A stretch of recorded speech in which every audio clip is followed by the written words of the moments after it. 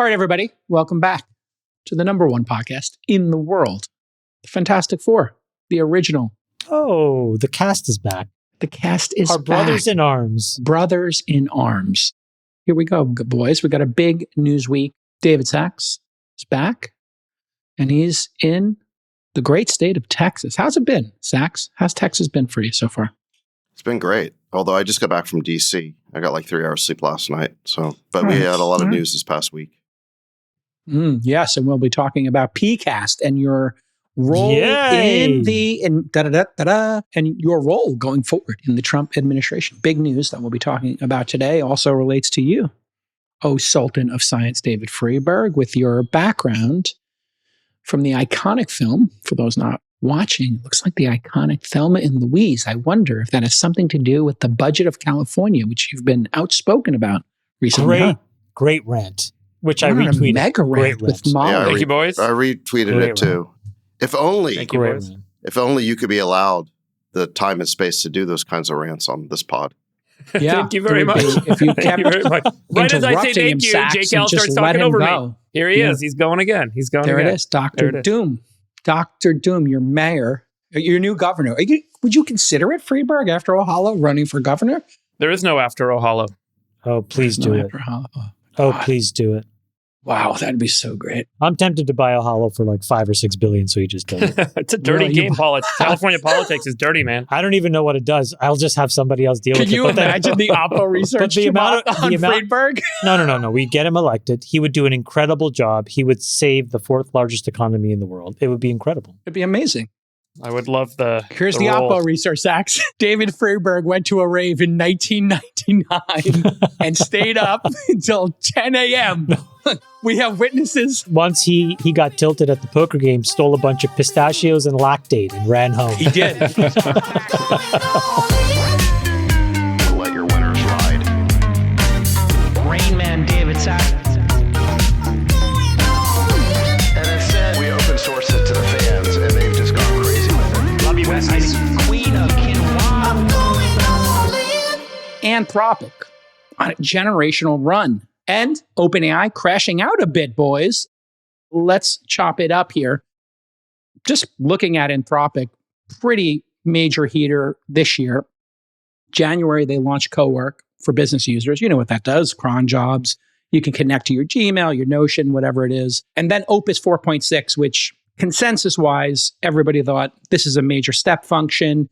Jensen, Michael Dell, everybody's called it out. Jensen actually called it back in November an inflection point and the first agentic model. And Opus 4.6 has basically, Dell said, hit a threshold that we haven't seen before in terms of real productivity in Teams. February, they dropped a bunch of Claude Code plugins that caused the SaaS apocalypse, not the Sachs apocalypse, the SaaS, software as a service. It was a Sachs apocalypse too. Yeah, there was a little bit of that back and forth as well. No, I mean, as a SaaS investor, it was a SaaS apocalypse. It was a bit of a... you were the tip of the spear there. We'll get into it. My exit comps were affected, that's all. Yes. It seems like you may have divested at exactly the right time. All right. $6 billion in annual run rate was added in February alone. Brad referenced a couple of weeks ago here on the pod. Earlier this week, they announced Computer Use, a new agentic system for enterprise-grade kind of OpenClaw functionality. Now you can use the Claude app from your phone to control your desktop computer. Really slick feature. Here's the calendar release over the past 2 months for the team at Anthropic. Dario, come on the pod anytime. Sachs, you've had a couple of flare-ups, and obviously the administration and the Department of War had their kerfluffle. But just, looking at it objectively, what's your take on the surging Anthropic generational run as I've described it here? Well, I've never been a critic of Anthropic's products. I've always been an admirer of their products. I think last year I gave them credit for MCP. I agree that they seem to be performing very well now. The company made a big bet on coding as the kind of big breakout use case. Whether that was done for business reasons or ideological reasons, I'm not sure. Anthropic is sort of the most AGI-pilled of all the frontier labs, and I think they made this bet on coding as their way to get to recursive self-improvement. As it turns out, it was a very good business move as well, because code is the gateway into enterprise and enterprise IT budgets. And so they've been able to grow revenue pretty quickly as a result of getting into enterprise. Also, coding seems to be the basis for these other product extensions. So like you said, they went from Claude Code to Claude Cowork. The idea being that, well, if you can generate code, you can also generate PowerPoints or spreadsheets. And you do that by generating the code to create that output. So that was the first extension. Now they are extending into agents. This computer use product is kind of like an OpenClaw knockoff. So it looks like the generational run for Mac Mini is just about over. Look, I think they're firing on all cylinders. My issues with them in the past were related to what I have called the regulatory capture strategy. They do want a permissioning regime in Washington for chips and models, meaning you have to go to Washington to get permission to release new models or to sell GPUs anywhere in the world. I think that's excessively heavy-handed.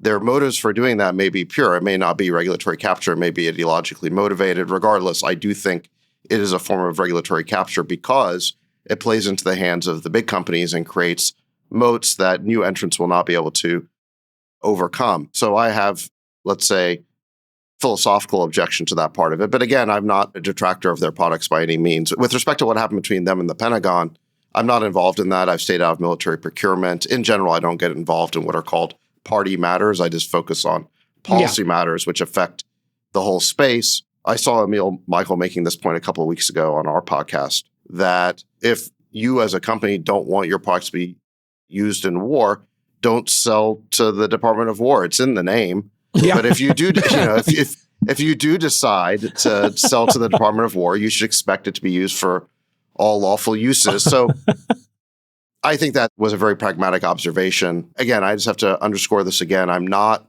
involved in that dispute. It's the basis of a lawsuit right now. And I don't want someone trying to draw lines between dots that aren't there. So yeah, and again, in fairness, I'm staying out of that one. Objectively, they've been treated the same as any other large language model, even though they're not fans of the administration, they're not donators to the administration. They have specifically been critical of the administration as a company, perhaps cynically, Friedberg, as a strategy to get, it's one of the conspiracy theories here in Silicon Valley is Dario is taking the position of being anti this administration, anti President Trump, in order to get all the PhDs, there's like 3,000 or 4,000 of these highly sought after PhDs. And it's a way to have them, vote with their presence to come work in Anthropic. Your thoughts on that? And then just generally their generational I think he actually believes it. And I think they've actually created and fostered a culture of that since the beginning. And I think that they're representing it as a branding exercise at this point. But I don't think it's made up. I think it's directly representation of the people that work there and what they believe. Yeah. And it's a strategic advantage because probably of those 3,000 PhDs, 90% of them are left-leaning and wouldn't want to work necessarily with the Department of War. Like most things we see in the world today, in economics today, in markets today, in business today, everything seems to be politicized, and you have a left and a right version of everything. You have a left and a right version of media. You have a left and a right version of what food to buy. You have a left and a right version of what AI tool to use. So, this effectively may just be the natural manifestation in the AI market of what's going on elsewhere in society as we all kind of fracture and hustle over to our side. Chamath, before I go to OpenAI and their recent moves, any thoughts on Anthropic and Dario's positioning of the company? Look, I think both are incredible businesses. We're in the part of the cycle where we're trying to create drama where I don't think drama exists because they're still fundamentally in very different go-to-market motions. Now, they may converge and compete over time, but I think it's important to separate where each of them are good. From an enterprise lens, which is where I see most of the action, particularly through 8090, it's all Anthropic all the time. And I agree with Sachs. My philosophical issues with the management aside, around their ideology, and sometimes how they use some of the capital for things other than tech and R&D, I have issues with those things. But in terms of the quality of that technical team and what they create, it's head and shoulders above anything else. It allows us to build a vibrant business. Now, do I have issues with how much it costs? Yes. Do I have issues with how fast we're consuming tokens? Also, yes. But I think those will get sorted out, and those are really tactical issues. So the reason why I think we're all breathlessly trying to pit OpenAI versus Anthropic is because we want some drama. But the reality is these are very different businesses. And Nick found this tweet, which I thought was really interesting. And because even at the absolute highest level, these things are sort of presented in an apples to oranges way. And there's like these very basic issues of rev rec that are fundamentally different. And you may say, well, who cares about revenue recognition? Well, the people that are trying to write the headlines that say one is overtaking the other and this or that sort of miss the fact that they're in completely different businesses, which has guided how they even think about growth. And so if you normalize these two businesses, what you would see is OpenAI is still the overwhelming revenue generator in this space. And that over time, Anthropic is catching up. And so this is this little diagram that tries to explain this. OpenAI is 3/4 consumer subscriptions and 1/4 API. Anthropic is almost the exact opposite. OpenAI is used by consumers overwhelmingly. Anthropic is used either directly or through things like GitHub and Cursor. OpenAI, as a result, has a very conservative way of recognizing revenue. Anthropic's, they sort of recognize gross tonnage as their revenue. And so when you start to hear these things about like, oh, this thing is at 20 billion and OpenAI is at N billion, they're two totally different conversations. And I think right now it's more about the press cycle of trying to create clicks than it actually is about the underlying quality of each business. Both are incredible businesses, as this demonstrates. And by the time it goes public, both of these two businesses will have a very clean and I suspect normalized way of telling a story so that you can actually compare. But what I would tell people right now is everybody's running with numbers to try to create a narrative that I don't think makes sense or applies to either. Yeah. And there's been a lot of strategy change. OpenAI, some people are saying, is crashing out in panic mode. Obviously, they own the consumer with ChatGPT. They are the verb, like, taking an Uber or Googling something. Consumers always just say, hey, did you check ChatGPT?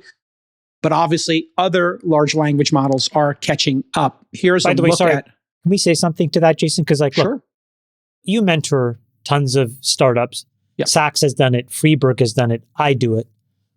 What is the one thing we tell folks? Focus, focus, focus, focus. 100%. Do one, maybe 1.5 things, but do it incredibly, incredibly well. And everything else, you start to bleed and smear. What was that Brad Garlinghouse term? Yeah, peanut butter. Peanut butter. Yeah, you smear the Manifesto. peanut butter too far out. And so this is a good moment, by the way, if either of these two companies are in the smearing phase, to recalibrate and reset, because you just can't do everything. Speaking of smears, I couldn't help but notice that Emil Michael was smeared by an article, was it in Lever or something like that, accusing him of having a conflict in the Anthropic dispute. What is conflict? Did you guys see that? I didn't. No. Yes. Oh, I saw there was an article that said that he was an investor in Perplexity, and therefore he's conflicted in his negotiation with Anthropic. That's what the article said, pretty much. Perplexity is LLM agnostic. That's a stupid claim. Right. Well, it's obviously written by people who don't understand anything about AI, really. Okay. Perplexity is a wrapper. You're saying, it uses multiple AI models. And I don't think they sell to the Pentagon. They're not a competitor to Anthropic. And moreover, as I understand it, Emil's ownership of shares in that company was blessed by the Office of Government Ethics.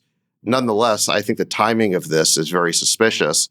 And it reminds me of what happened to me when I started opposing Anthropic. And all of a sudden, there was that hit piece in the New York Times accusing me of having conflicts. And I'll just say that Anthropic may pose as this company that's on the side of the angels, but they've hired a number of very seasoned brass knuckle political operatives in Washington. And, members of the Biden administration. Laura Loomer actually just had a piece today on one of them. I'm not going to rehash that. But the bottom line is this is, I think, frankly, a political operation that's willing to get down and dirty. And they're not always on the side of the angels. I think they can be quite ruthless. Sachs, remember, I told you get one Biden mention a month in 2026. So you just used it up. So I don't want any more Biden. He's retired. That was not a Biden mention. No, but the truth is, these dipshits, whoever wrote the story, the actual best feature or amongst the best features of Perplexity, which is actually got a really great co-work competitor called Computer I've been playing with. I'm not a shareholder, to be clear. There's no book being pumped here. The model console is like the greatest feature that they have. And what is really brilliant about it is you ask it a question, Sachs, it will go to all three different major models. You could pick which ones, including open source. Then it tells you where they differ, and it tries to figure out why they differ. This is like one of the great features of the product. I think Perplexity is could be a really great company as well, even without a language model.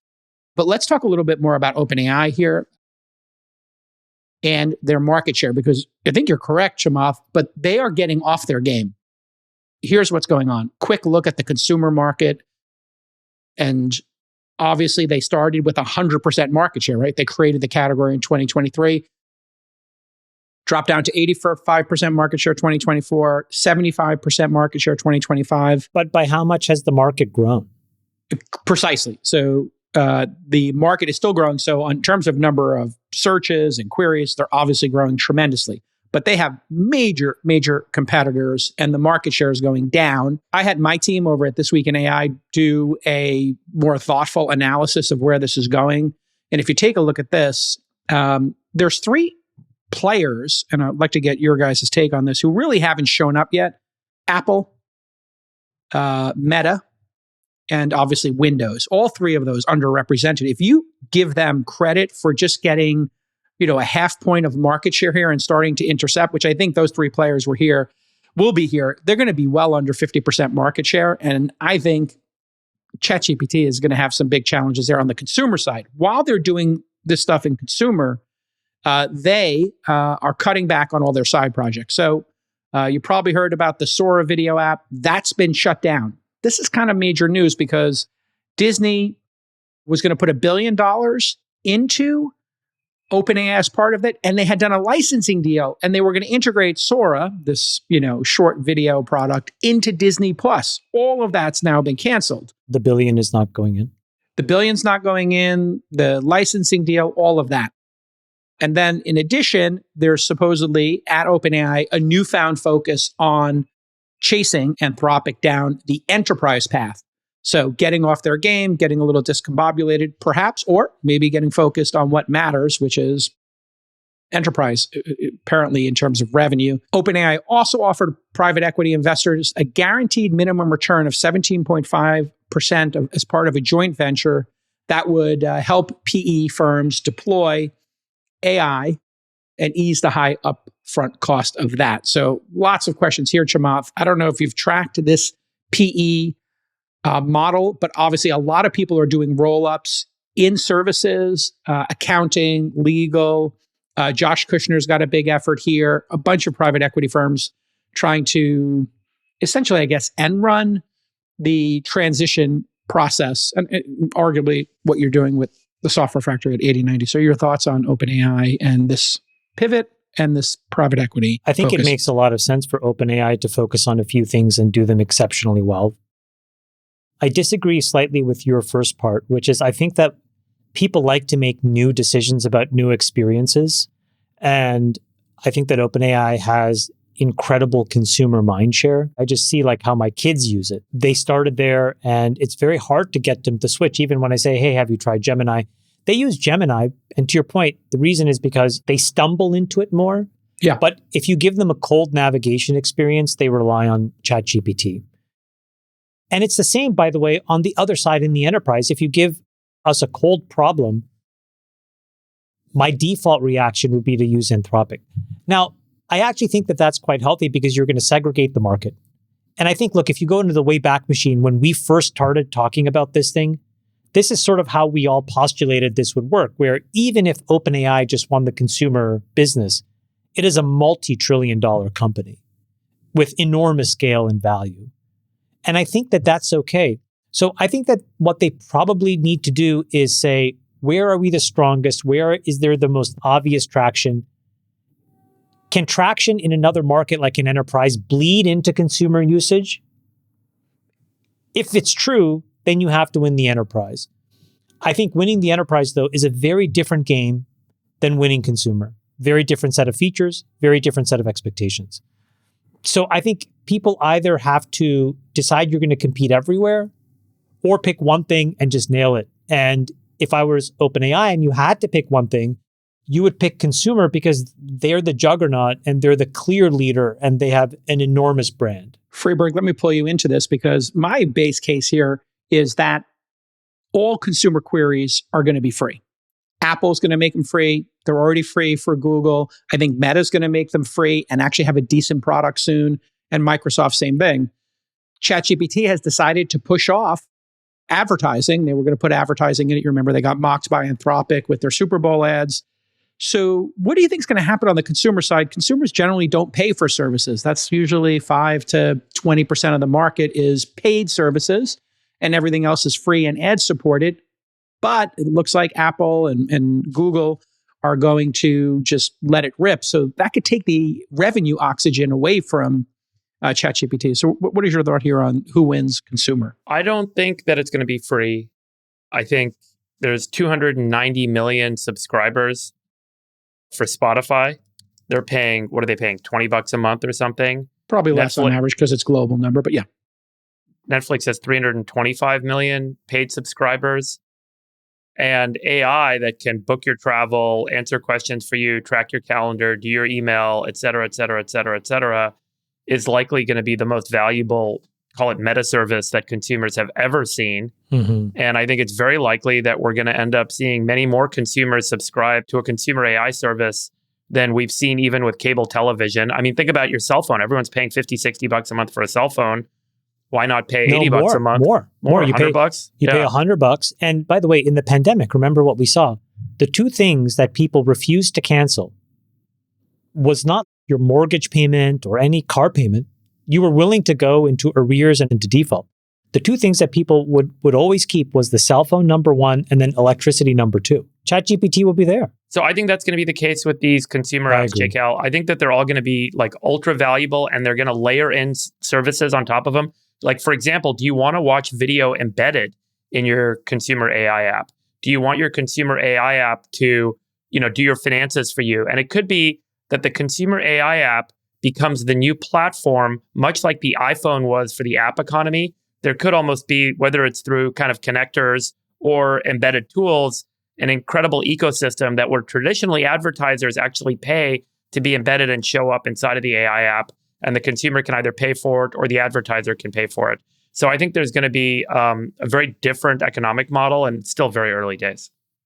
Sachs, the numbers right now would be more in my estimation. About 50 million people subscribe to ChatGPT. They got 1 billion users, or they're trended to 1 billion. I think they'll probably hit it in the next month or two. Certainly they had 900 million 2 or 3 months ago. So it's about 5%. Where do you think this winds up? Do you think it becomes 300, 400, 500 million consumers are willing to pay $20 a month for this? Or do you think it's more free and the data and the ad supportedness of it go the Meta and the Google route?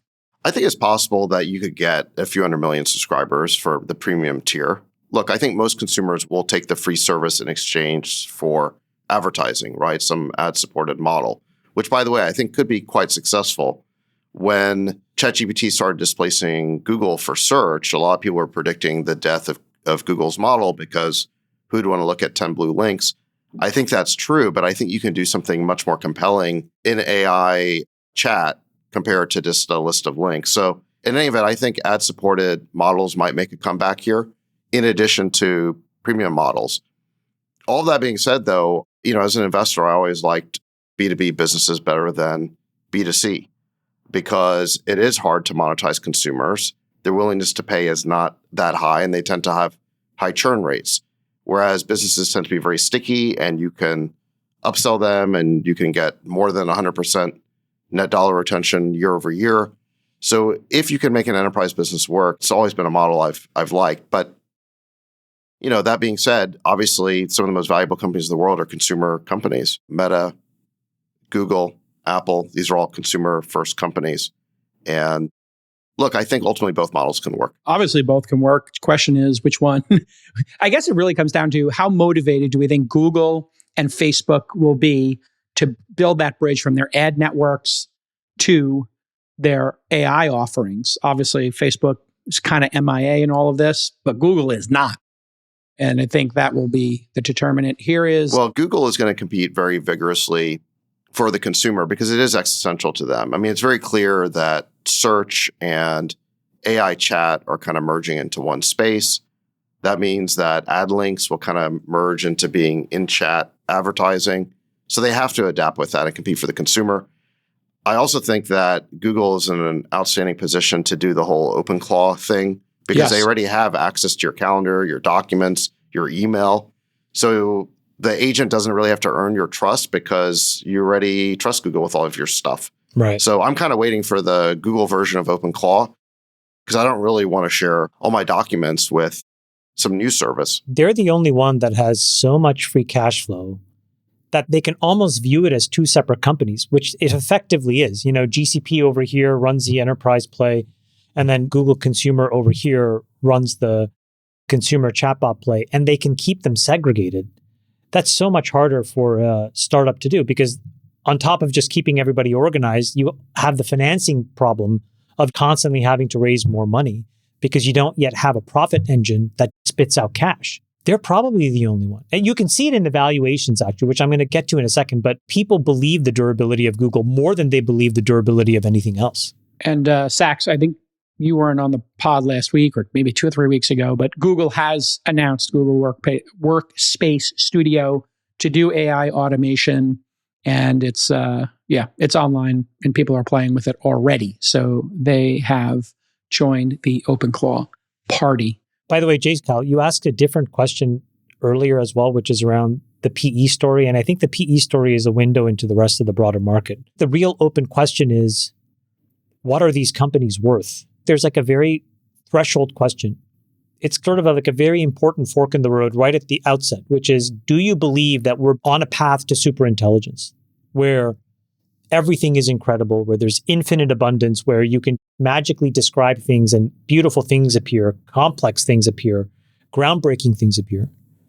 Or do you believe that it's good next generational software? And the answer to that question is really important because we're financing things like it's the former. And GC has a big move in this. Hemant was on the program in January when we did the interview show, and he's got GC buying up and rolling up accounting firms, et cetera, healthcare firms, hospitals, et cetera. This seems to be part of the future of venture capital, is taking AI stacks and actually buying out, or I should say big VC, kind of starting to look like private equity, buying out hospitals, accounting firms, business processing firms in India, putting them all together and then running them with AI. So any final thoughts on that, Sachs, as a business strategy?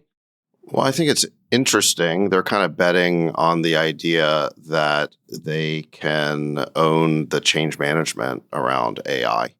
And this is the thing, is everyone just kind of assumes that you throw AI over a wall and a business just automatically knows how to use it and drive efficiency from it. Yeah. And what we're seeing is it's pretty difficult. Chamath, you've seen that.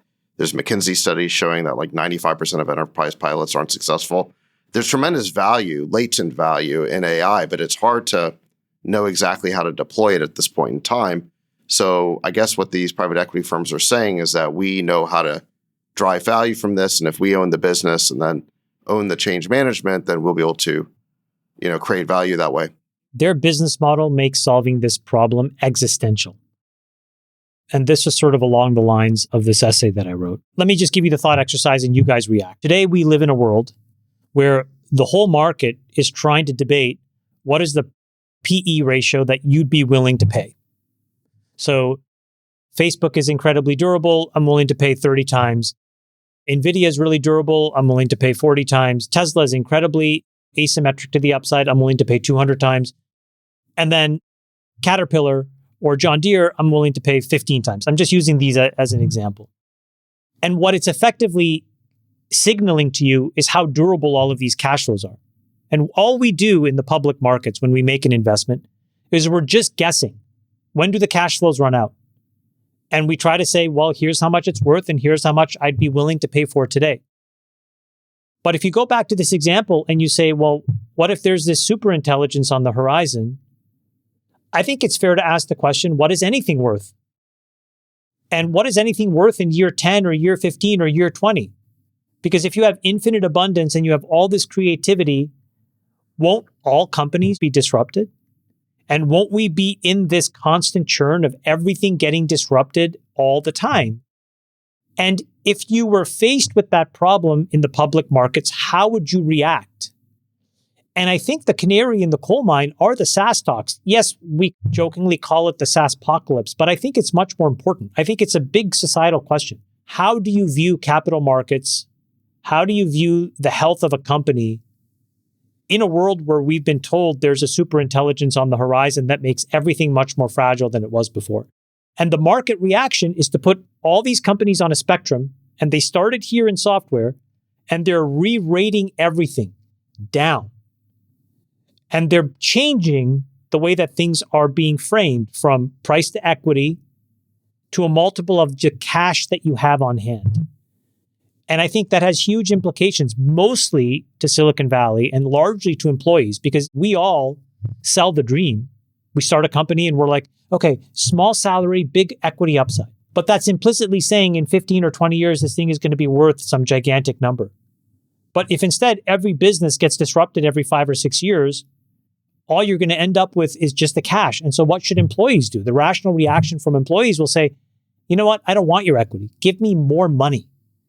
And if all of a sudden you do that, the valuation multiples and the complexity changes again. So I had my team put this chart together. Okay, what is this?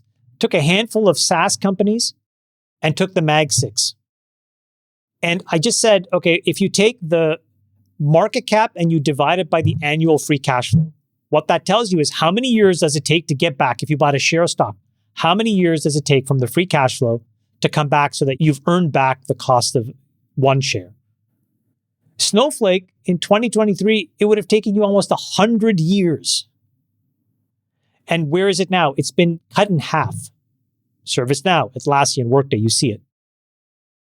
And I think what this speaks to is the beginning of this re-rationalization in the public markets of saying, if superintelligence is coming, we have to be very careful about what we're willing to pay for these things. But if you look on the right-hand side and the Mag 7, what's so interesting is Apple, Microsoft, Meta, and Alphabet, the market is completely flipped the other way. And what they're saying is, we believe that these cash flows are essentially monopolistically durable forever.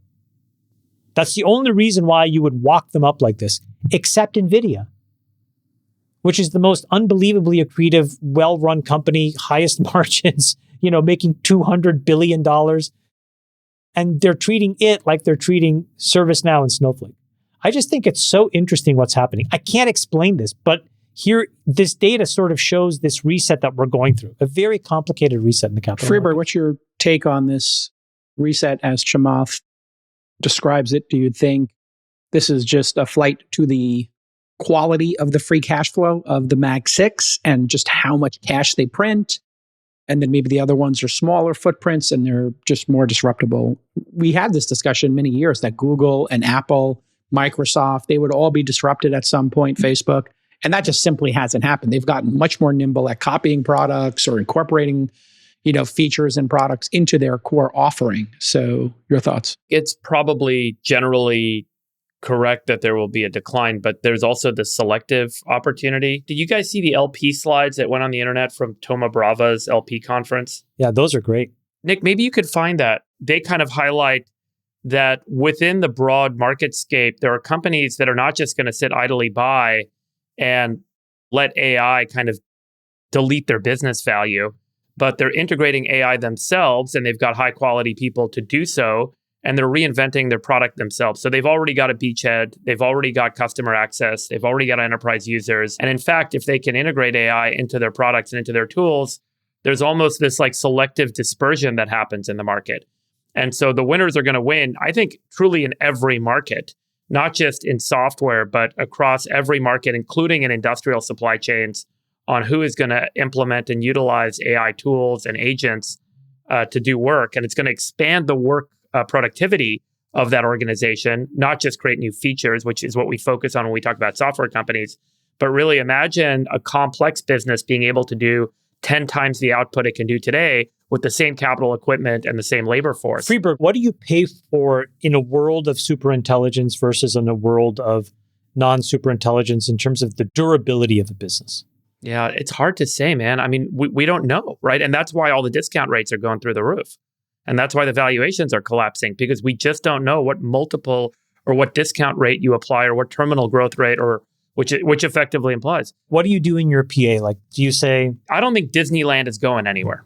You know, I think there's some stuff that you could say is the counter AI portfolio. And the counter AI portfolio, I think it's like physical experiences. Halo. They call it Halo. High asset, low obsolescence. Okay, that's a great... Yeah, I'm not a big investor trader like you guys, but that makes a lot of sense. I mean, I think that's like intuitively to me, that seems to be an area where people are going to be spending a lot of time and they're going to have durability in those businesses. I think businesses like nat gas production, you know, I just bought LNG, that Cheniere company. Cheniere, yeah. Cheniere. I bought Cheniere, given all the craziness in the Middle East. And, you know, I visited there with Doug Burgum. So it was the first time I'd ever been exposed to this business, and I checked it out. That's a great business. It's a great business. And, really well-run business. So I think that's got durability. Obviously, unless it gets blown up by some enemy, that would be a problem. So the Adams thesis that TK shared. Adams, real life, mining is a great one. Obviously, I think the space industry is going to be a lot bigger than we recognize. I actually think there's probably a $15 to $30 trillion a year economic opportunity on the moon. That kind of a business, like you're going to see with SpaceX's IPO, is going to have an insane multiple. So I think to your point, Chamath, there's a lot of stuff getting steamrolled here with crazy high discount rates where you just don't know. And there's a bunch of stuff where the pathway over the next 15 to 30 years is maybe independent or unlocked because of AI. And then there's a bunch of stuff that's just unaffected. That starts to get a higher multiple because that's where capital starts to flow. Sachs, there are probably three things that we would agree are great moats for businesses: brands, network effects, and the management team. Those come into play here as well, yeah? I don't know if I would consider a management team to be a moat. I mean, it's like Warren Buffett says that you want businesses that are so strong that they could be run by a bunch of monkeys, because one day they probably will be. Well, I was thinking more like, obviously, Elon and Tesla is going to just relentlessly innovate. It's a great point, by the way, and it's true, especially in the age of agentic AI. Yeah, I mean, look, I think, though, that just up-leveling a bit, I think you are right that the key question is moats, because I do think that there are still strong moats in a lot of different kinds of businesses, and a lot of them are very subtle. Like you said, some of them are network effects, some of them are the difficulty of producing physical world products, things like that. So there's a lot of different types of moats out there, and that is the key question as we enter a world of, let's call it, digital abundance. Yeah, the network effect of Apple's ecosystem, and they have hardware, right? And they've been just on that path of making their own silicon. Well, look, that's incredibly defensive. And they have brand, right? So that is pretty strong for Apple. And then you'd take Tesla, the same thing. You got Elon relentlessly innovating, and it's hardware stuff. And then if you look at Meta and Google, these are incredible brands with great management teams. My assumption, and constantly innovating. If I had to bet, I'm going to bet that brands go to zero. Really? Yeah, because I think that when you can make things that are as good or better, and you can make them in a cheaper, faster, better way, people want that abundance more than they want an affiliation to a brand. Example? So the perfect example is actually what Tesla did to BMW. You know, what Tesla did to Mercedes, what Tesla did to Porsche, what BYD and Geely have done to the car manufacturing cycle in China. This is a fundamentally cheaper, faster, better product. Yes, it's got a great brand, but nobody's going to pay a premium for these products. The reason why Y has outsold everything else is because the Model Y is priced better and it's superior on every operational dimension of comparison. That's also true for the cars in China. So I think it's the opposite. I think that brands and the pricing power of brands, other than maybe premium luxury goods, but even that's eroding. Like, look at the stock, like, I don't know, Nick, show the stock chart of LVMH or Ferrari. This is not a commentary on the quality of the actual product, but what this shows an erosion of pricing power. All of these things are being eroded away. Yeah, this would be the value prop. Most people in brands would just say value propositioning. So JetBlue is a value brand. Tesla Model Y, perfect example of a value brand. And if you look at Apple's recent cohort, what did they focus on? The Apple MacBook Neo, which is a value laptop, $600, $700. So they're even going down market to try to capture that value. And to your point, maybe the right word is abundance, like the brands that bring abundance, that bring more to the table than their competitors. And they are able to bring more at the same unit cost or less, capture share. That's probably true. You know what's interesting about that, Shama? As we open up the aperture of this, one of the thesis we talked about here a couple of years ago, I say, hey, what happens with AI disruption, job disruption, et cetera? Costs coming down on cars with Model Y getting cheaper, Cybercab coming in, BYD, obviously, if you go to any foreign country, BYDs are everywhere and they cost 15 grand. Then you look at Apple making the Neo, that's a $600 laptop. Everything getting cheaper seems to be happening. I just think it's very hard to know which of these companies is going to be disrupted. A year ago on this pod, we were saying that Google was going to be toast, or some of us were saying it because it looked like, okay, fine. But, it looked to us like ChatGPT was taking a massive share from Google search and the AdWords model was becoming obsolete. Now, because of the success of Gemini and the potential for personal digital assistants, personal agents, I think we're probably pretty bullish on that company. And look at their stock chart. It reflects that. I mean, I think it's doubled in the last year. Now, you take something like Apple, on the other hand, and I'm not saying this is going to happen, but I'll just throw out a counterfactual, which is what if your personal digital assistant or a personal agent gets so good that you don't need to check your phone. You just tell it what to do. And you don't need the wall of apps anymore. I mean, the way that you call an Uber won't be to punch a few buttons. You'll just tell it what to do. So you could imagine the phone operating system getting disrupted if the agents are good enough. You're onto something huge, because what you're saying is, I can confirm this to you. 80/90, we sell enterprise software. I'll tell you 3 conversations with huge enterprises asked exactly what you just said. And we jokingly called it strangulation as a service, which is they all say the same thing, what you just said. Okay, look, get all this complicated UI out of the way. Get all of these products out of the way.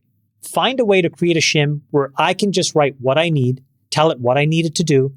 It deals with all this complexity in the background. I never want to see these things ever again. And that's what people want. To your point, they want to be able to say, okay, pay this with my Venmo, or use my Amex in this situation, or get me that flight in some way, and have all these wonderfully smart agents do all the work behind the scenes. And that's actually tracks with exactly what I've seen with OpenClaw, Perplexity Computer, Claude Cowork. Instead of going to your Notion, instead of going into your Gmail, instead of pulling up your calendar, you ask it, hey, what's on my schedule this week? It brings it to you. So you could have a dumb, flat terminal, chat interface on the $100 device, and it would do just as good. Just to make the counter argument against myself, I mean, even though I think that you'll just increasingly tell your agent what to do instead of be clicking around or, touching the screen, you still need a dashboard or a user interface to check on it and just see readouts of information. You still need to be able to visualize it. Where is the Uber that I've asked to be sent to me? How far away is it? Still want to see it on a map. So I could imagine that even if, let's say, Siri++ becomes the dominant way of interacting with your iPhone, you'll still want that Apple user interface. Hard to say. I mean, I see a lot of people out there tweeting that Apple is brilliant for kind of missing the whole AI wave and not spending a lot of money on data centers or CapEx. And then there's other people who say, well, wait a second, they're missing critical capabilities. Then there's a question of, well, will they be able to make deals for, an AI-powered Siri? I don't know. I think this is very hard to know at this point in time. All right. And we will be discussing all these hard topics at Liquidity, May 31st through June 3rd. Chamath, some big announcements here from you. You have taken control. This is what happens in the Game of Thrones, known as the All-In Corporation, the partnership. LLC. The partnership, if we can call partnership. it that. The chaotic partnership. No mids. It literally is chaos. But wait. Why are we doing this in California? I don't even think I can go back to the state at this point in time. You can come for 48 hours, make an appearance. I don't know. By the way, there are some people, Sachs, that fly I'm 0 in. days in state at this point in time. I love it. You can do 48 hours. It's okay. Well, Gavin Newsom might meet you at the airport. You could Fly get in, fly picked out. up at the airport. By the way, the airport is about 10 minutes from the venue. You could fly in and fly out same day, and you don't have an overnight. No Oh, overnight. that's Oh, true. is that how it's Yeah, counted? that's how it's counted as an overnight in California. Head on You should- pillow, yeah. You can Yeah. come in on Monday, then Leave fly Monday out, night. fly out to Incline, sleep at our friend's house, and then fly back in on Tuesday, and then fly back out. You'll be fine. Or you could A fly lot of to people are doing Vegas, that. do a blackjack run, overnight blackjack run, and then you come back in the morning. We just freshen up. No Just get sleep. your fresh shirt. Nice and rested. Let me announce the next two speakers. Oh my God, I'm so excited. But just for background, Chamath comes into this thing. Liquidity was this little conference I did. It's now part of All In. And I start setting up all the speakers. And then Chamath goes, not good enough. I'm not showing up unless I pick all speakers. And you know what Friedberg and I did? Well, finally, this melon farmer is going to actually do some work. Great. What did you call me? What did you Melon call me? farmer. It's a, Melon when farmer. they play a Quentin Tarantino movie on like TV, instead of saying mother effer, Samuel L. Jackson says melon farmer. Oh, I see. So this melon farmer took unilateral control of the 10 speakers. 10 speaker slots, very coveted. Okay, so we've announced Dan Loeb. Oh. We've announced Sarah Fryer. Incredible. And I'm very, very, very honored and excited to announce that Bill Ackman and Andre Karpathy will also be Wow. speaking at Liquidity. It's 4 heavy hitters, 6 to go. 2 more goats on the roster of goats. So goated. And we have a handful of other Yeah, there Big might time. be some surprise guests, unannounced guests show up. You never TBD. know. Can't say TBD. TB. More announced soon, but we're making... Let's get It's great. Dario to show up. Hey, Dario, come to the show. Come hang out with the All In boys. I'm really excited. How about Actually, you get you know what Dario Andre's there? going to do? What Andre agreed to do is he's going to do like 5 or 10 minutes of slides on like the future of the world with AI, and then we'll do a fireside. Love it. That's going to be tremendous. And he's been on a heater himself with his recursive GitHub. Oh, dude, auto Project. research is incredible. And Bill Ackman has a ton of points of view on all of this stuff. So we'll get a lot of his thoughts. I want to give a shout out to Friedberg because when we did the interview with Jensen, he's like, guys, I had a glass of wine on a Sunday. I vibe coded a replacement to my HRIS system. I asked all my team to do it. And I was like, oh my God, this is incredible. So I asked our folks, I'm like, hey, I don't like the website. This is 8090. And the next day they're like, yeah, we vibe coded a new one. We'll have it up. And then I'm like, well, do you like the CTAs and how it's doing? They're like, no. We put it into auto research and we doubled the click-through rate. And I was like, to Friedberg's point, this would have been many man months, tens of people. And instead, all these recipes, by the way, these playbooks, like the person that runs growth at OpenAI publishes his recipes.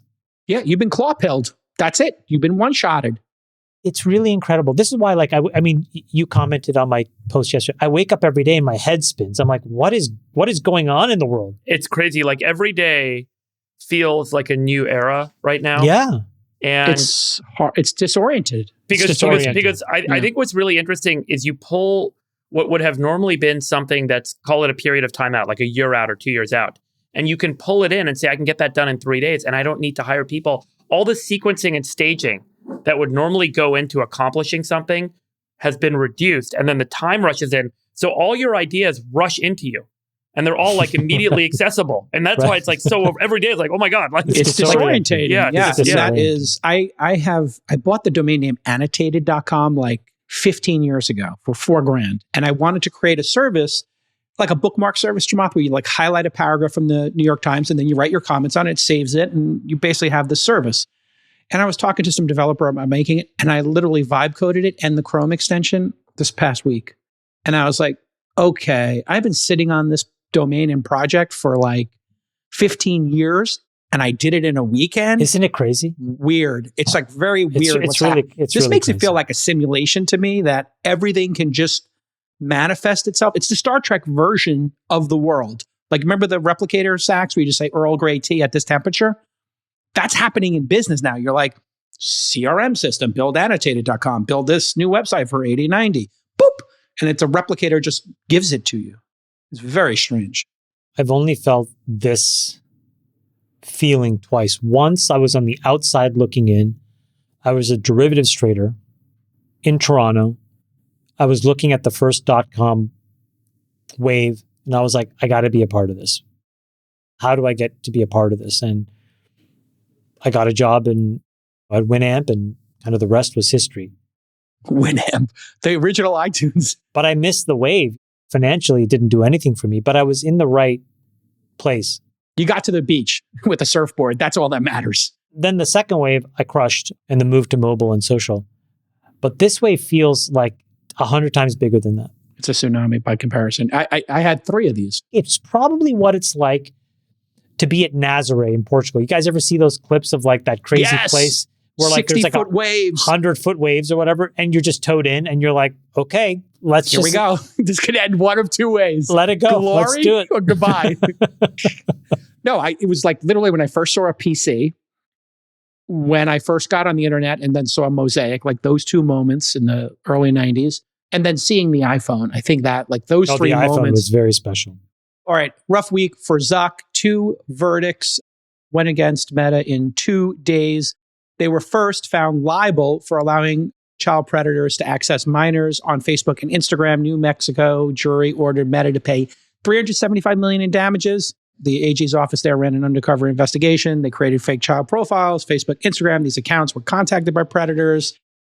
People showed up, yada, yada, yada. A whistleblower and former Meta engineer testified that his own 14-year-old daughter received sexual solicitations on Instagram. Then on Wednesday, an LA jury found Meta and YouTube negligent for designing addictive platforms that harmed a young user's mental health. Basically, the plaintiff in this case, Sachs, said they started using YouTube at age 6 and Instagram at age 9. And she testified that features like notifications, algorithms made the app so addictive that it caused depression and anxiety through that compulsive use. You have some thoughts on this. And we had Jonathan Haidt, right? Didn't we do an interview together? Wasn't that one of the first joint interviews? Friedberg? You and I did. You and I did, yeah. Incredible book. These things are obviously addicting. He had a very important point, which is to try and keep kids off cell phones and social media until they're 16. And he was kind of cheerleading this verdict. But, I'll take a little bit of a contrarian to the popular kind of sentiment on this. And I'll just talk broadly about this idea of tort litigation. Tort litigation, costs our economy $900 billion a year in the United States. $900 billion a year. That's how much is spent on the litigation costs, the settlements, the judgments. It's 3% of GDP, and it's growing roughly 10% per year. And these civil penalties decided by juries, like they're, going against big companies like Meta and YouTube, but it's also food companies, restaurants, everything. Anytime there's a window to sue someone and extract value from them, tort firms are all over them.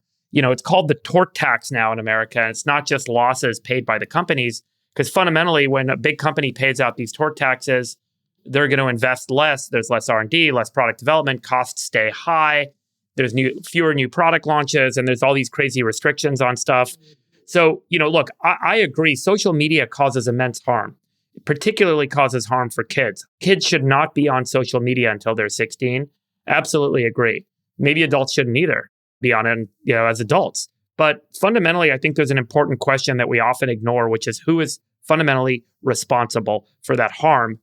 Should the sugar beet and sugarcane farmers be responsible for diabetes in America? Should the soda companies be responsible? The retailers selling the soda? The FDA for not stopping it all? And fundamentally, I think we have to ask the question, what role does individual choice play and individual responsibility play in this equation?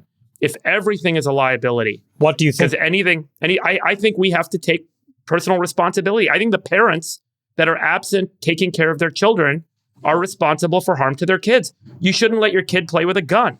You shouldn't let your kid go to some sketchy neighborhood after hours by themselves. You shouldn't let your kid play video games 100 hours a week. You shouldn't let your kids eat nothing but soda and potato chips. You have a responsibility as a parent. And I think parents should keep kids off screens and keep kids off social media. Once the harms are known of excess use or the harms are known of exposure to this sort of thing, I think there's a responsibility that sits with the parents. What about things like tobacco or processed food or... Yeah, this is the key. The same is true of alcohol. I mean, dude, like alcohol is terrible for you. There's nothing good about alcohol. But I think I should have a choice on whether or not I want to consume alcohol, whether or not I consume tobacco, whether or not I consume processed goods. And the recognition that it's bad for you should be publicized by the government, should be publicized by the company. Right. So if I had to summarize, what you would say is product liability law makes no sense. There should be human liability and human responsibility expectations in a society. We never talk about responsibility. We always talk about where the government failed us and where these companies f***ed us. And we never talk about what did we individually do wrong? How did I individually choose to eat 100 sodas a week? How did I individually choose to get my kids addicted to social media? Where the was I as a parent? Like, we don't talk about our responsibility. And by the way, this fundamentally addresses this point about human agency, which I think is more critical in this era than ever, because AI is going to flood us with everything all the time, nonstop. What we choose to do in a world where we're already getting everything and how we choose to not take everything that's being offered to us, I think is a critical part of what's going to distinguish human success from human failure. And it's going to become more apparent in the future. And not everything is about liability and not everything is about the government failing us. It's about people making choices. And we don't talk about it. That's what I'll counter, I agree, personal choice, super important. What you're probably leaving out here, which you're definitely leaving out here, is when these companies know they're doing something damaging and they do it anyway. That was the key to the RJR the whiskey Nabisco company case. What about a whiskey company selling whiskey to an alcoholic? Okay. So what about a potato chip company selling potato chips to an obese person? I'll put those two aside because I don't think we've seen major cases about that. But I will say the auto industry knew for a long time about seatbelts. You remember that. And they didn't deploy them. RJR Nabisco, they knew that these were addictive and they designed the cigarettes to become more addictive, and they didn't tell people about the health risks. Asbestos, same thing. Lead paint, same thing. This has happened over and over again where corporations subvert the release of information to make additional profit. So the question here with Facebook is, did they know how addicted these were? Did they know kids were being assaulted sexually and they could have done something about it, or didn't they?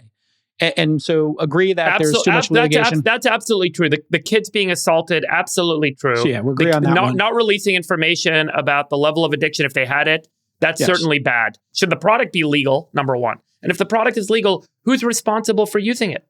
You know, and where do we draw the line? And if we don't want people to make choice, then we shouldn't put it out there. But if you as a corporation know it's dangerous, and then you lean into that, if you know, as is the case with Facebook, that this is super addicting, super damaging to young girls, and then you lean into making it more addictive, and you don't put safeguards in place, and you can prove that, like RJR, like asbestos, like many of these other cover-ups. What are the safeguards on whiskey? What safeguards does a whiskey company put? What safeguards does a casino put? Hold on, you asked the question. Age is one. But it's not about age. Yeah. Second, after age, which is what we're really talking about with kids, and Jonathan Haidt would agree that they shouldn't be using this until they're 16. So I think that's a perfect analogy. Age gating and then labeling.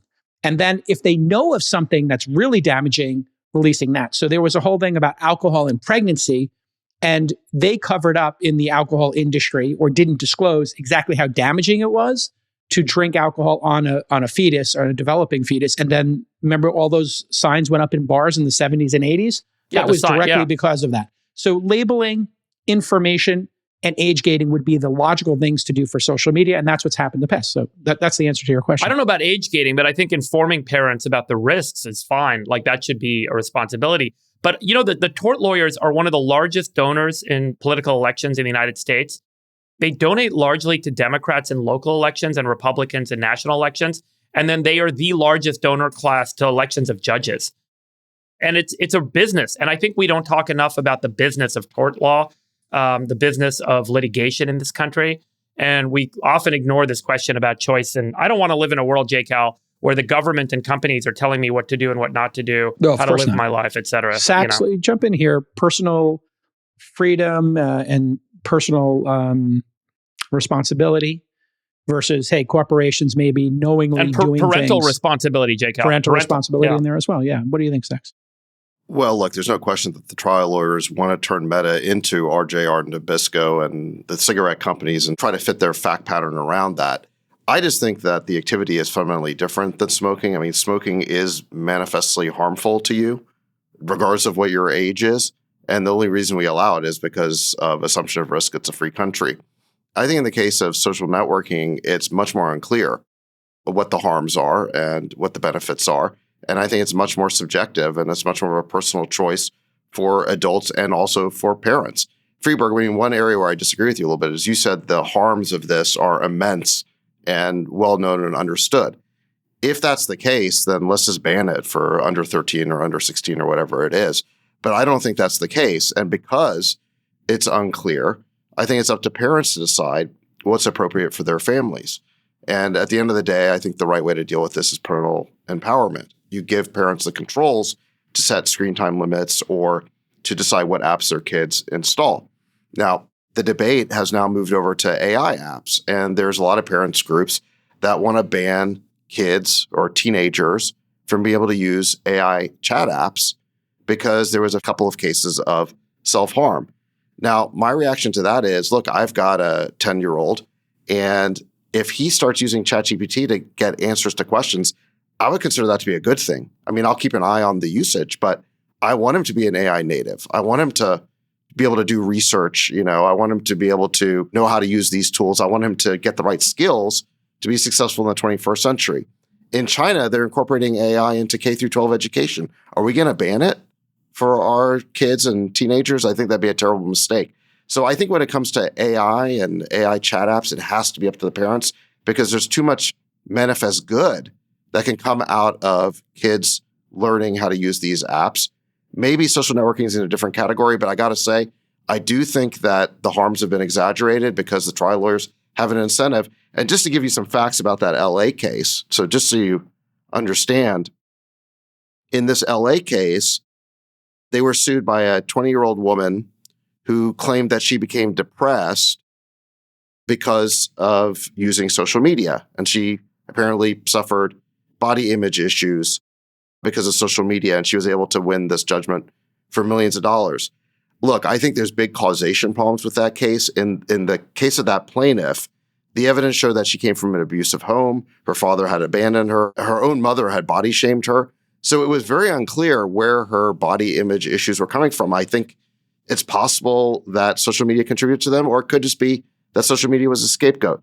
I also got to say that I do think it's a dangerous precedent. I mean, are we going to allow plaintiffs, lawyers to sue Spotify because you created a playlist of sad music and that music contributed to your emotional distress? I mean, that's kind of what we're saying. You got to remember, these are free services that people have a choice whether to use them or not.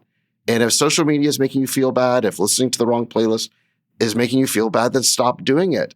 But what's going on here, I think, is the trial lawyers are trying to create the next big tobacco, and their goal is to try and sue these companies into oblivion. And I don't think that's the right answer either.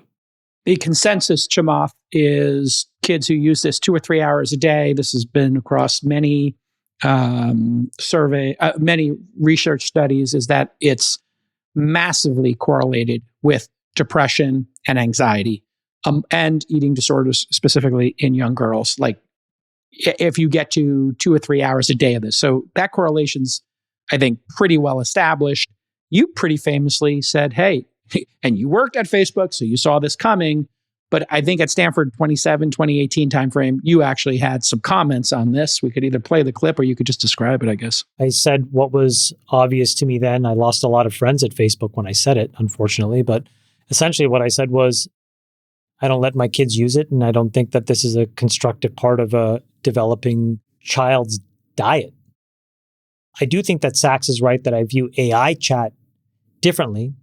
There are different guardrails that are required so that if you go down some sort of, dark corner, but that's possible to understand, and the product is architected in a way to create cul-de-sacs. So if you're thinking about self-harm or you're thinking about these other things. Social media is very different. It's an incredibly fast twitch algorithm, and that's the optimization.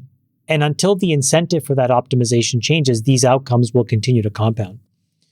I think the interesting thing is that the LA lawsuit was an individual lawsuit. The young woman, I think, was awarded $3 or $6 million. Yeah. The other one, though, that they lost this week was in New Mexico, and that was for $375 million. And that was more around, I think, child exploitation. Yeah. The thing that I'll note is that these trial lawyers, which I'm not a fan of either, have been trying, as Sachs said and as Friedberg said, to make these folks a target because there's so much money on the line. And they've been batted back pretty successfully. But this was the first time where they were able to navigate the Section 230 protections that Facebook and Google have typically used to protect themselves, because Google was a part of the LA lawsuit. And they were able to go down the pathway of product liability language. Now, to Friedberg's point, I think he's generally right. I think it's my responsibility as a parent to take care of myself and my children. But to the extent we don't change these product liability laws that are on the books, I think the door has been opened and a map has been drawn, which is this is how you navigate around Section 230 and you can get a decisive lawsuit in your favor against these large companies with enormous cash flows. And so I expect that this will be a death by 1,000 cuts kind of scenario where folks are just going to rally around this. I don't think it's right, but I do think that that's the rational reaction to what just happened. I mean, look, $6 million to an individual 20-year-old girl or $375 million, these are huge numbers. And the reality is that I think we've opened the floodgates. I do think there should be a better response. And I do think that parents should take a lot more responsibility. But I do hope that these products allow us a kill switch for when our kids are under the ages of 16. Frankly, I would love a kill switch under the age of 18. And there has to be simpler ways to age validate. You know, we used to work around this thing called COPPA compliance. COPPA's bullshit. It's a nothing burger. Like a 6-year-old can vibe code their way around COPPA. So it doesn't do anything. And so age verification is completely broken. It's harder to get age verified for a porn site than it is to get unage verified for Facebook. Say more, Chamath. How did you get around it? Yeah, how do you know that? How do you know that? That's just for uploading. You were uploading at the time, Chamath. This is not your OnlyFans. Proof of age. We actually deal with this in our new AI framework that the administration released last week, because the number one issue is around online child safety, which I think, again, is mostly about social networking, but it touches on AI. And so it's kind of gotten lumped together. And I think I'm referring now to the White House has said it's willing to support some form of age assurance technology and parental controls. So look, I think there needs to be a conversation around how true it is that social networking is just a fountain of ills for young people. If that's true, then why wouldn't you just disallow it, right? But if it's unclear, and I think it's more on the side of unclear, that's just me, then it's up to the parents. And what you want to do is, again, have the age assurance technology and the parental controls and let the parents decide. I don't think that social media is net bad, broadly speaking. But I will tell you that if my child uses it for 2 or 3 hours a day for multiple days in a row, they become retarded. Yes, they act weird. And so I don't know what to tell you, except I would love a kill switch until these kids turn 18 on all these products. Well, This has to do with dopamine, by the way. What I do instead is I use Apple's family sharing, but it's hard. And I'll tell you why it's hard. Our schools give our kids Chromebooks and say, use these Chromebooks because that's the way you're going to access your LMS, your information, your content, your homework. And you know what's an integral part of that? YouTube. And then now it becomes a backdoor. So even when we take the devices, I take my devices, we lock them down, you can't bring them to your room, the whole thing. But if they need to do homework and I catch them in a little break, I'm like, what are you doing on YouTube? They're looking at shorts. Of course. That's what they do. Yes. And so it is a whack-a-mole problem for parents. I think I'll just give myself the final word here on behalf of the group. It's obviously addicting. It's obviously the industry has not policed itself, nor would they police themselves because they want to get people addicted now, so they're addicted when they're adults. The rest of the world has realized this. Australia now has 16 enforced, Malaysia 16. Other countries are right behind them, Spain, Germany, UK. And what should happen here in the United States is this should be done with the handset manufacturers. If Android and Apple showed leadership with Facebook and said, we're going to, by default, when you buy a phone, you're going to have to age verify, kids under a certain age, which you kind of do already when you create a family plan like you did. We could solve this problem. And then parents would opt in to giving their kids access to this. No good comes out of kids under 16 using social media. And Jonathan Hayes, By the way, in our interview, said you should be putting phone lockers in, and our school is doing that. Other schools are doing it. It is the greatest thing ever. Kids complain, our school, no, and then they love it. I don't think it's that great. I'll tell you why. Our school does the phone condoms. I don't know what they're called, but like you put them in the bags and you whatever. The real problem is that there's enormous social pressure when you're in high school to use these products. I'll give you a specific example. Our rule is you cannot get Instagram or TikTok until you're 16. I would love it to be 18, but we all agreed 16 and we're able to maintain that rule. But then high school comes around, and I have 2 kids in high school now. Oh, we need Snapchat. No, you don't. No, yes, we do. No, you don't. Okay, great. We'll have no friends. Thanks a lot. We'll just sit here in our room, dark and there. And, there's an enormous amount of social pressure. So when you talk to the other parents, it's like, hey guys, can we all agree that we don't need Snapchat? You just can't get uniform agreement across all parents because everybody views this problem differently. And so I had to change the rule. Now, when you get to high school, you're allowed Snapchat, but not Instagram.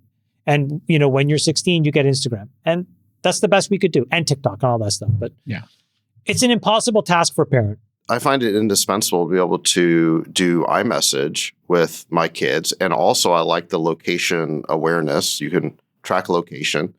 You compare iMessage, those features, to Snap. Is it really that different? I don't think it's that different. Well, so the problem, you're going to ban Snap?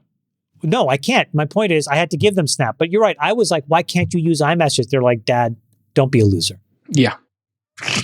No, I signed up for a Snap account just so I could iMessage them where they are, where they're messaging. I prefer if they were just on iMessage. But anyway, that's the reality. So you can talk about banning all these things. But again, I think you're on a slippery slope. And I gotta just point out. I'm saying me as a parent ban them. No, I'm saying me as a parent. Yeah, you're setting guidelines. In my house, this are the rules. When you become a freshman, I'll give you Snap. And when you're 16, I'll give you Instagram and TikTok. Otherwise, shut the up, put your head down. By the way, I also have a tip for parents. This issue with like kids in headphones where they want to be listening to stuff all the time and you have kids walking around like zombies with headphones? I replaced their headphones with these brand called Shocks or something. It goes over your ear, but your ear's open so you can listen to an audiobook or music and still be able to talk. And so since we did that, it's like much less drama around the over-the-ear headphone issue. Man, managing teenagers are just Well, again, brutal. It sounds like you're exercising parental supervision. Yes. Does it really make sense that later when your kid turns 20, they could sue these companies for... Well, to your point, I just think it has to be for emotional distress. That doesn't make sense. You're right, because to your point, that girl said she was using it from the age of like 6 and 10. Yeah, it's ridiculous. One product, 6, and the other. That's crazy. Crazy. I agree with you, Sachs. That's crazy. Where were the parents? All right.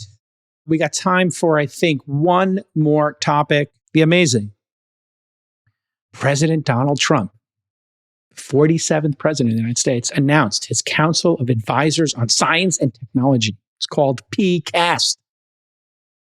Sachs, you have now, am I correct in saying, moved from the czar of crypto and AI to now the leader of PCAST? Is that the correct way to frame this? Well, the president has appointed me to be a member of his Council of Advisors on Science and Technology and to co-chair it, along with Michael Kratsios, who's the director of OSTP. I'm still an AI advisor, but I do it on behalf of PCAST now. So you remember last year I was in SGE. We got up to 130 days. I used that time up, and the president appointed me to this new role. Allows me to continue being a technology advisor, in fact, on a wider range of issues. So before it was AI and crypto. Now it's whatever PCAST wants to study or talk about or make recommendations.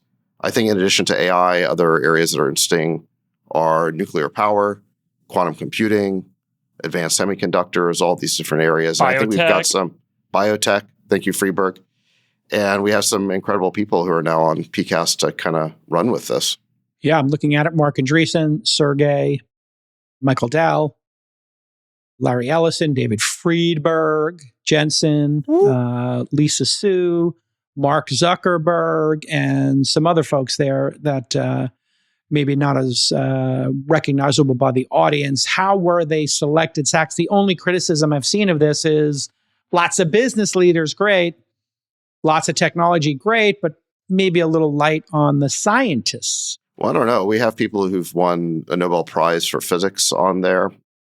We're talking about people who are experts in, like I mentioned, quantum computing, fusion, nuclear, biotech, pretty much everything across the board. I would say that one difference between this PCAST and previous ones is you have more doers, more builders, people who've actually created products or companies. We think that's a good thing. Why would it be a bad thing? I mean, is it a bad thing that Mark Andreessen invented the first internet browser or Jensen invented the GPU? If you're going to make recommendations about advanced semiconductors, don't you want to have someone who actually invented some of the key products in the space? The big question, of course, Sachs, is, as we've seen here with Science Corner, is how do you plan on staying awake for these meetings if it's going to be like all science is usually when you take your bio break? Well, or a nap? it's science and technology. So Got it. So you'll be so awake I'm for going at to least focus on the tech stuff. Got it. And then we got it. Friedberg to focus on the science stuff. Got it. So Friedberg, this is incredible. You've joined President Trump's administration now. I will say I'm honored to be invited and appointed by the president, and I appreciate Sachs and Michael Kratsios. You look back at PCAST, it's kind of rooted in FDR when he formed this Council of Advisors on Science, when nuclear physics and quantum mechanics was starting to kind of reinvent what was possible in the world. We're sort of at a similar era today because arguably AI is reinventing what is possible in the world. And I think there's this kind of acute moment that we find ourselves in this extraordinary race against China. I'll give you a statistic. 10 years ago, China published 50% of the number of scientific research papers in peer-reviewed journals as the United States. Last year, they published 50% more than the United States. This is across all disciplines and domains, including physics, material science, chemistry, biochemistry, broad life sciences. There's this moment that we're in right now where both the world is being reinvented by AI, but there's this extraordinary race with China, not just in fundamental research and discovery, but in the industrialization of new discoveries and new technologies. You could feel it in DC this week. I was at the Hill and Valley Forum, but literally everyone in Silicon Valley, everyone in DC is like absolutely honed and focused in on what is going on in China.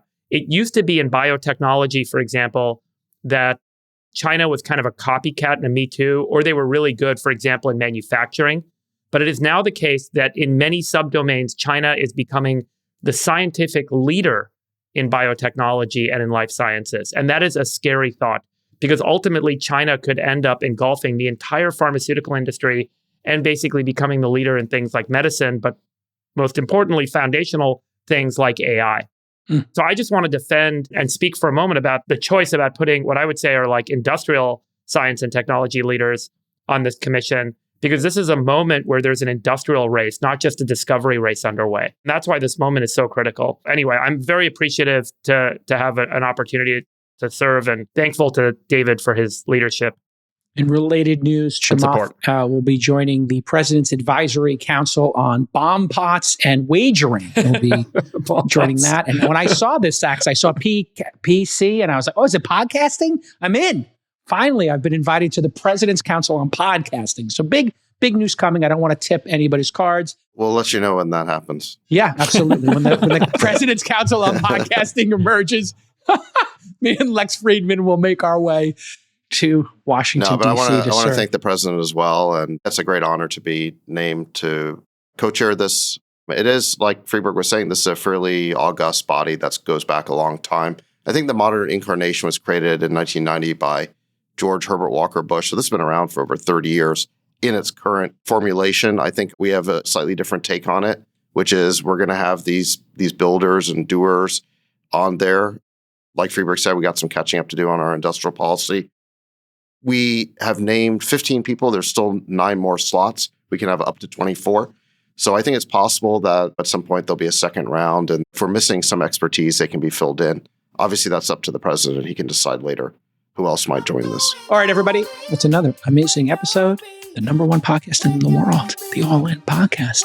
Bye-bye. Love you, boys. Bye-bye. We'll let your winners ride. Rain Man David Sack. We open source it to the fans, and they've just gone crazy with it. Love you, Bestie. The Queen of Quinoa.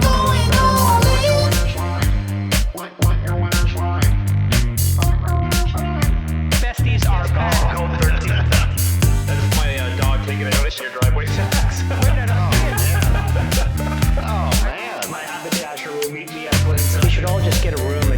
one big huge orgy because they're all just useless. It's like this like sexual tension that they just need to release somehow. Wet your beak. Wet your beak. What? That's gonna be good. We need to get merch. Besties are back.